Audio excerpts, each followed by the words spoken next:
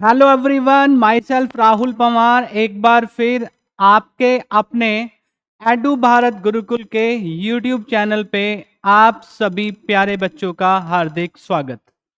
आज की वीडियो में कोऑर्डिनेशन कंपाउंड्स का लेक्चर नंबर 2, कोऑर्डिनेशन कंपाउंड्स के लेक्चर नंबर 2 में सीखेंगे आईयूपीएसी नॉमेनक्लेचर, आईयूपीएसी नॉमेनक्लेचर यानी कि आईयूपीएसी के अकॉर्डिंग कोऑर्डिनेशन कंपाउंड्स की नेमिंग किस तरह से की जाती है। ठीक है, देखिए इसमें करना ऐसे होगा कि बहुत सारे रूल्स यहाँ पे होते हैं, एक एक रूल लूंगा, उसके अकॉर्डिंग कंपाउंड लूंगा और आपको सारी बातें वन बाय वन बताते चलूंगा। ठीक है, एक एक चीज आपको समझ में आ जाएगी, कुछ भी ऐसा नहीं रहेगा, कोई भी मोनोन्यूक्लियर कोऑर्डिनेशन कंपाउंड रहेंगे तो आप इस वीडियो को देखने के बाद उस तरह के किसी भी कंपाउंड का आप नेम बता सकते हैं अकॉर्डिंग टू आईयूपीएसी। ठीक है, तो स्टार्ट करते हैं। तो फर्स्ट स्लाइड यही है कि कोऑर्डिनेशन कंपाउंड्स में आईयूपैक किस तरह से करते हैं, आईयूपीएसी नेमिंग में क्या होता है।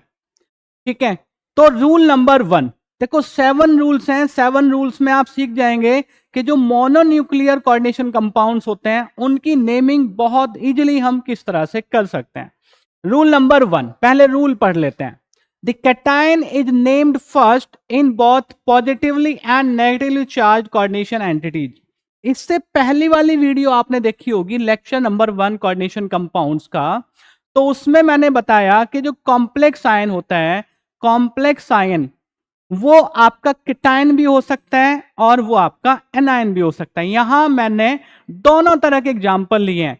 अगर आप इस कंपाउंड को ध्यान से देखेंगे तो इस कंपाउंड को जब आप ध्यान से देखेंगे और इस कंपाउंड को आप करेंगे आयोनाइज, तो यहां पे जो केटायन बनेगा, कॉम्प्लेक्स आयन केटायन जो बनेगा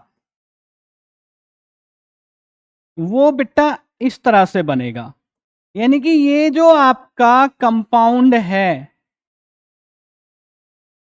कोऑर्डिनेशन कंपाउंड, ये केटायन, कॉम्प्लेक्स केटायन की वजह से कोऑर्डिनेशन कंपाउंड है। ठीक है, इस तरह का कंपाउंड हो सकता है।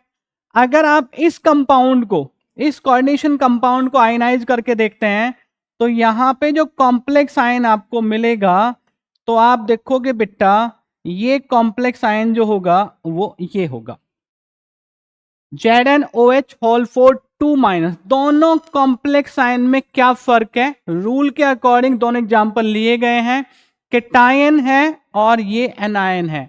ये कॉम्प्लेक्स आयन आपका केटायन है और दूसरा जो कॉम्प्लेक्स आयन है वो आपका एनायन है।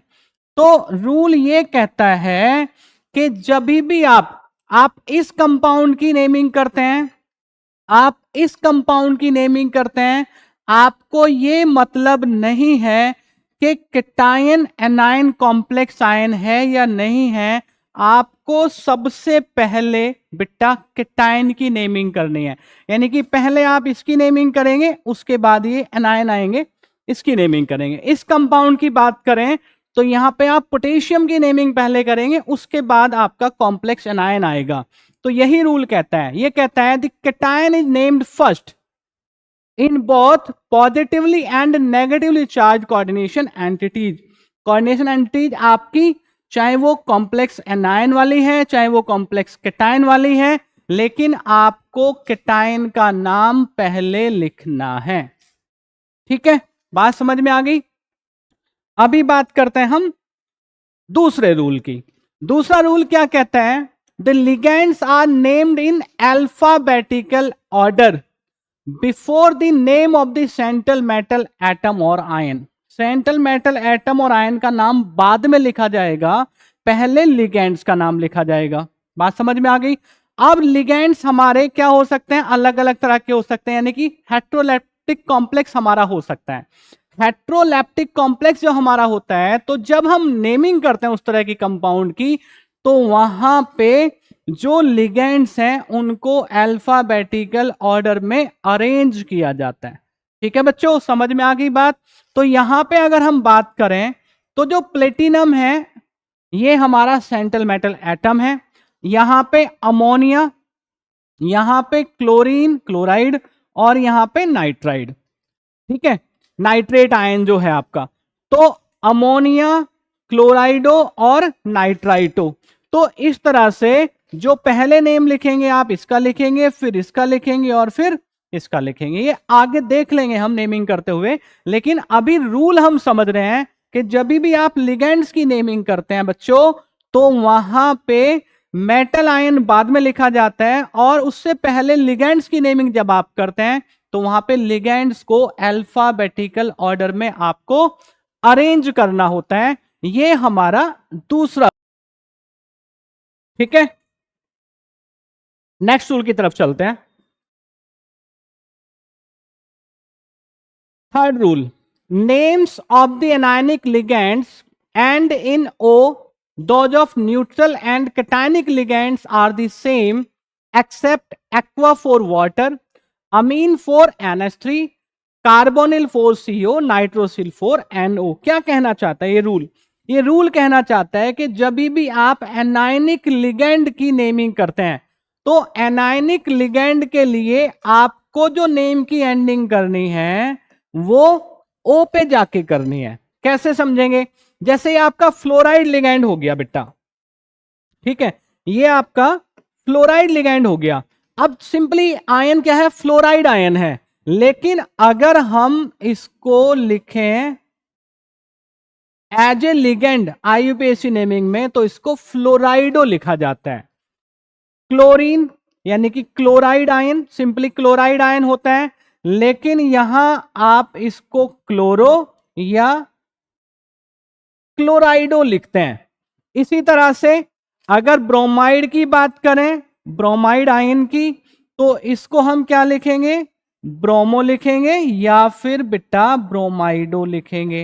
यानी कि नेगेटिव आयन जो होता है, आयनिक लिगैंड जो होते हैं, उनके नेम की एंडिंग ओ पे जाके होती है। ये कहना चाहता है रूल। और देख लो, जैसे OH minus ion as a ligand present है आपके कोऑर्डिनेशन कंपाउंड में, तो इसको क्या कहते हैं आप? हाइड्रोक्साइड आयन कहते हैं। लेकिन यहां पे आप इसको हाइड्रोक्सो या हाइड्रोक्साइडो कहते हैं, ठीक है, हाइड्रोक्साइडो। इसके बाद अगर हम देखें, एक आयन हमारे पास होता है C2O4 2-। इससे पहली वाली वीडियो में सारे लिगेंड्स मैंने आपको समझाए हैं। ये है ऑक्जेलेट आयन। ऑक्जेलेट आयन बोल रहा हूं, तो अगर इसकी नेमिंग हमने करनी है तो ये ऑक्जेलेटो लिखा जाएगा। एनायनिक लिगेंड्स जो होते हैं उनकी एंडिंग ओ पे होती है। कैटायनिक लिगेंड्स और न्यूट्रल लिगेंड्स को एज इट इज लिखा जाता है, ठीक है। उसमें कुछ एक्सेप्शनल एग्जाम्पल हैं, जैसे वाटर को आप एक्वा लिखते हैं। ध्यान रखेंगे सभी बच्चे, वाटर को क्या लिखते हैं? वाटर जब एज ए लिगेंड यूज होता है तो उसको एक्वा लिखते हैं। अमोनिया को क्या लिखते हैं? अमीन लिखते हैं। ये ध्यान देना, अमीन में डबल एम है, ये बाय मिस्टेक नहीं है। जब भी आपको NH3 लिगैंड को नेम करना है तो आप अमीन इस तरह से लिखेंगे, डबल एम के साथ। CO इसको कार्बोनिल लिखा जाता है बेटा, NO को नाइट्रोसिल लिखा जाता है। बाकी जो भी आपके कैटायनिक या न्यूट्रल लिगैंड्स होंगे उनको एज इट इज आपने लिखना है। जैसे मैं बता दूं, ईथेन 1,2-डाइअमीन की बात हमने करी थी, एब्रिविएशन इसका EN है, तो ईथेन 1,2-डाइअमीन ही आपको लिखना है। सिंपल बात समझ में आ गई? यानी कि एनायनिक लिगैंड्स को आपकी नेमिंग ओ पे एंडिंग होगी। नेक्स्ट रूल, नेक्स्ट रूल कहता है कि प्रीफिक्सेस कौन से वाले? Mono, di, tri etcetera are use to indicate the number of the individual ligands. For example, आपके 3 लिगेंड आए क्लोराइड वाले, तो आप क्या लिखोगे? ट्राई क्लोराइडो, ठीक है। 3 लिगेंड आ गए आपके EN वाले, इथेन 1,2-डाइअमीन, तो ये रूल कहता है कि इथेन 1,2-डाइअमीन में ऑलरेडी डाई आया हुआ है, तो वहां पे आप इसको यूज नहीं कर सकते। समझेंगे रूल, पढ़ लें एक बार। are used to indicate the number of the individual ligands. If these prefixes are present in the names of ligands, then the terms, कौन सी टर्म्स यूज करनी है? bis, tris। bis जो होती है बेटा वो 2 के लिए होती है, यानी कि जब कोई लिगेंड 2 बार आया है। tris 3 के लिए होता है। टेट्राकिस 4 के लिए होता है और पेंटाकिस 5 के लिए होता है। इस तरह से आप करेंगे। तो यहां पे जैसे आप देखेंगे, एग्जांपल लिया हमने यहां पे COCl2En2ICl, ये कोऑर्डिनेशन कंपाउंड है। तो इसमें En 2 टाइम्स आया है, देखो आप, तो En 2 टाइम्स आया है और इसका नाम क्या होता है, इथेन 1,2 डाइअमीन, इथेन 1,2 डाइअमीन। तो इसको डाई इथेन 1,2 डाइअमीन नहीं लिखा जाएगा, इस 2 के इंडिकेशन के लिए यहां पे बिस यूज किया गया है। ठीक है, कंपाउंड की नेमिंग कैसे हुई ये अभी मैंने नहीं सिखाया आपको, अभी हम रूल्स पे बात कर रहे हैं। तो रूल में ये है कि अगर आपने आपके लिगेंड में पहले से ही already di tri tetra present है, तो फिर आप उनके नंबर को इंडिकेट करने के लिए डाई ट्राई टेट्रा यूज नहीं करेंगे।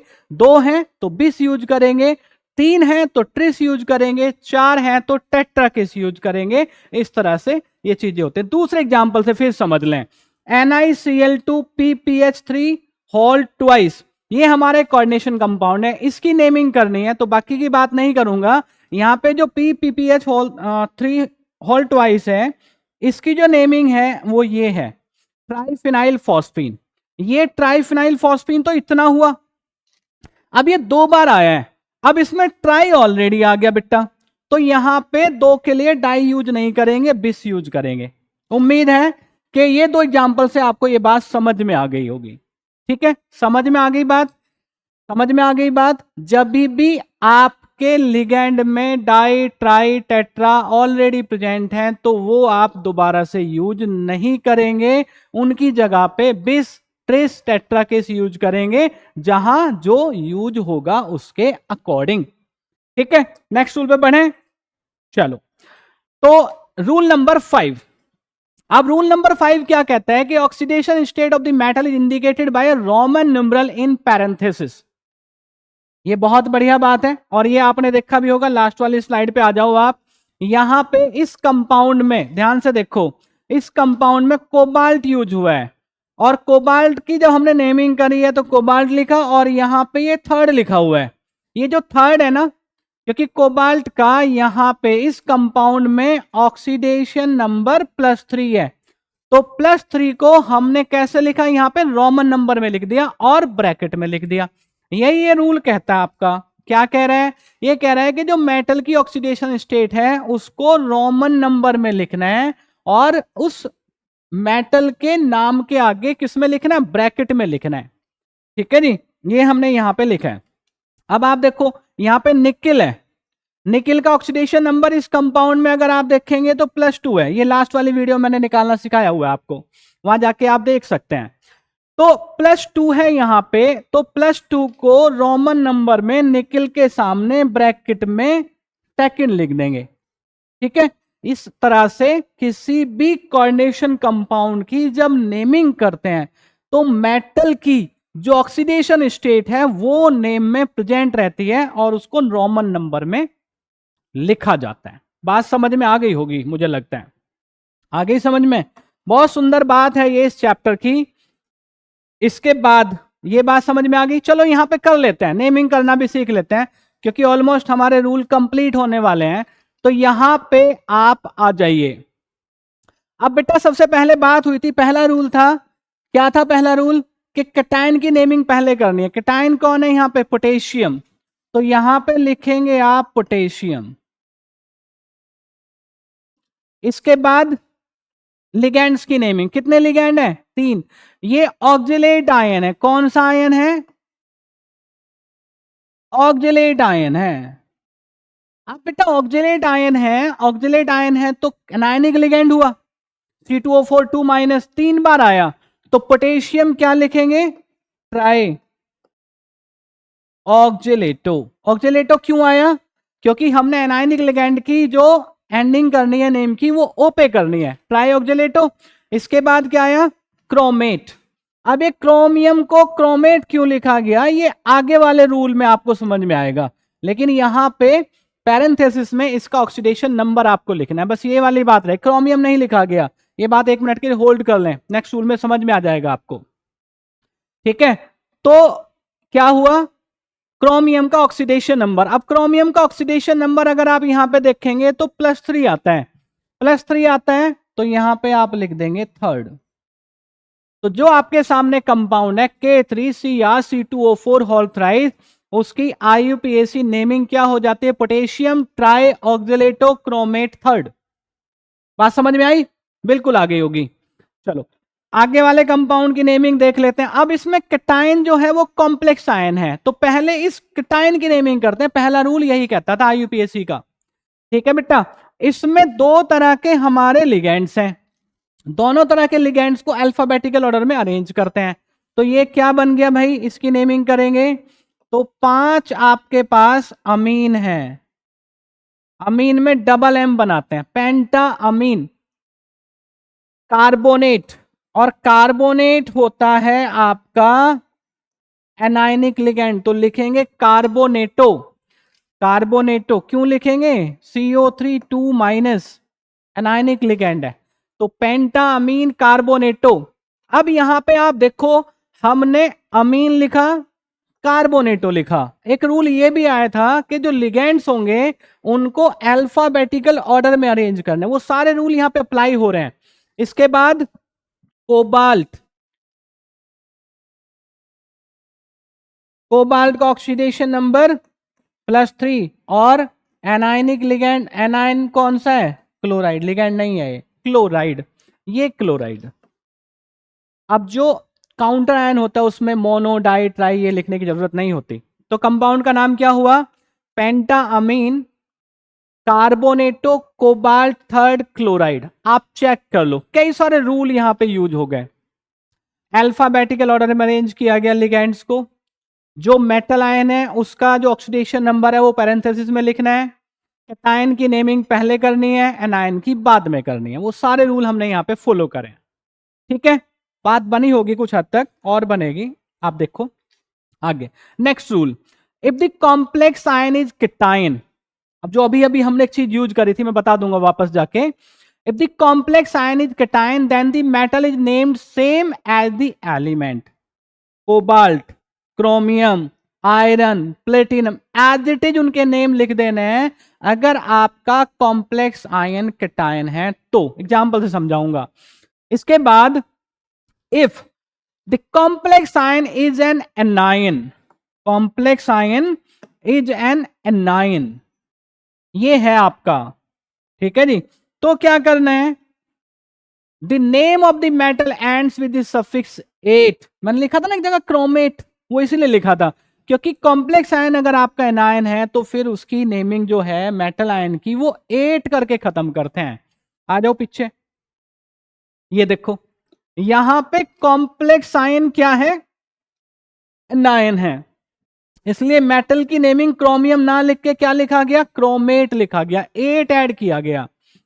और अगर कॉम्प्लेक्स आयन कैटायन है, ये वाला आपका, तो कॉम्प्लेक्स आयन अगर कैटायन है तो pentammine carbonate of cobalt as it is लिख दिया गया, मेटल आयन का नेम जैसा उसका नेम होता है, ठीक है।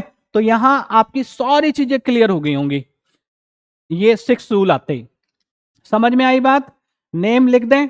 चलो यहां मैंने प्रैक्टिस के लिए इसलिए कंपाउंड भी लिखे हैं कि इनकी नेमिंग साथ के साथ हम करते जाएंगे। ये है हमारा compound CONH3 whole thrice H2O whole thrice Cl3। Cation हमारा कॉम्प्लेक्स आयन है, तो ट्राई अमीन।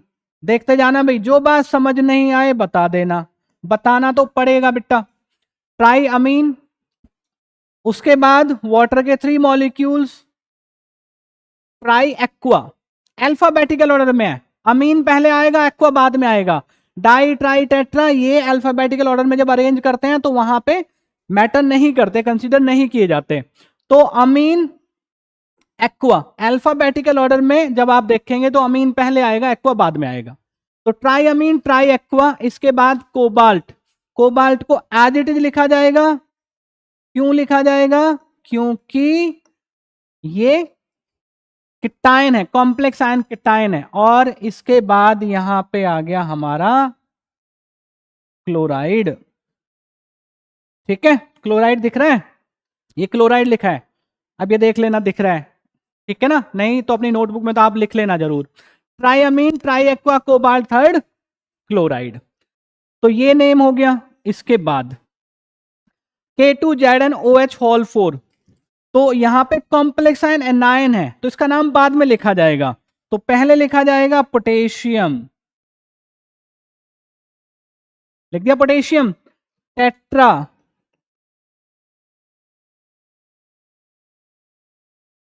हाइड्रोक्साइडो, हाइड्रोक्साइड होता है ना, हाइड्रोक्साइडो जिंकेट। जिंक को जिंक नहीं लिखा जाएगा, क्या लिखा जाएगा, जिंकेट लिखा जाएगा, और इसका ऑक्सीडेशन नंबर इन पैरेंथेसिस। तो बेटा इस तरह से कोऑर्डिनेशन कंपाउंड की नेमिंग की जाती है। समझ रहे हो आप? बहुत सारी बातें यहां पे आपको समझ आ गई होंगी। आप देखो एक बार, ठीक है, प्रैक्टिस करते जाना, साथ के साथ प्रैक्टिस करोगे, चीजों को समझोगे, तो जो दूसरे कंपाउंड आएंगे उनकी नेमिंग भी आप बहुत बढ़िया से कर सकते हो।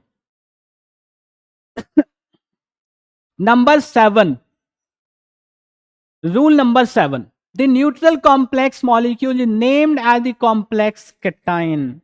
जो न्यूट्रल कॉम्प्लेक्स मॉलिक्यूल होते हैं, कोऑर्डिनेशन कंपाउंड जो न्यूट्रल होते हैं, उनकी नेमिंग इस तरह से की जाती है जैसे कैटायन की नेमिंग की जाती है। एनायन में 8 लगाते हैं, पढ़ा ना हमने। तो ये न्यूट्रल मॉलिक्यूल में और कैटायन में रूल काम नहीं करता। जैसे यहां पे बात करें तो यहां पे NiCO होल 4, तो ये हो गया टेट्रा। CO को कार्बोनिल बताया था, स्टार्टिंग में बता दिया था, टेट्रा कार्बोनिल। और निकलेट नहीं लिखेंगे, क्योंकि इसको तो कैसे ट्रीट करना है, ऐसे ट्रीट करना है जैसे कैटायन को ट्रीट करते हैं। निकिल ऑक्सीडेशन नंबर जब यहां पे निकालते हैं, कार्बोनिल है तो यहां पे ऑक्सीडेशन नंबर इनके 0 आते हैं। दूसरा कंपाउंड देखें, बात समझ में आ गई, tetra carbonyl nickel, oxidation number 0।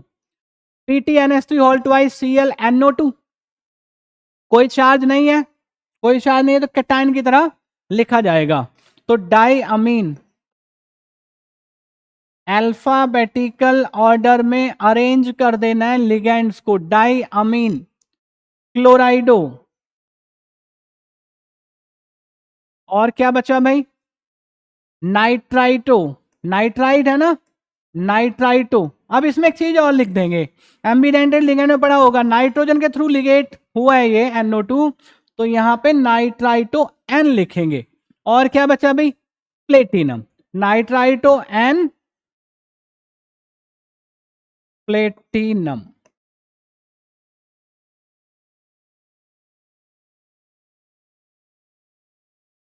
Oxidation number कितना रहा यहां पे ऑक्सीडेशन नंबर जो आएगा वो +2 आएगा इसका, सेकंड।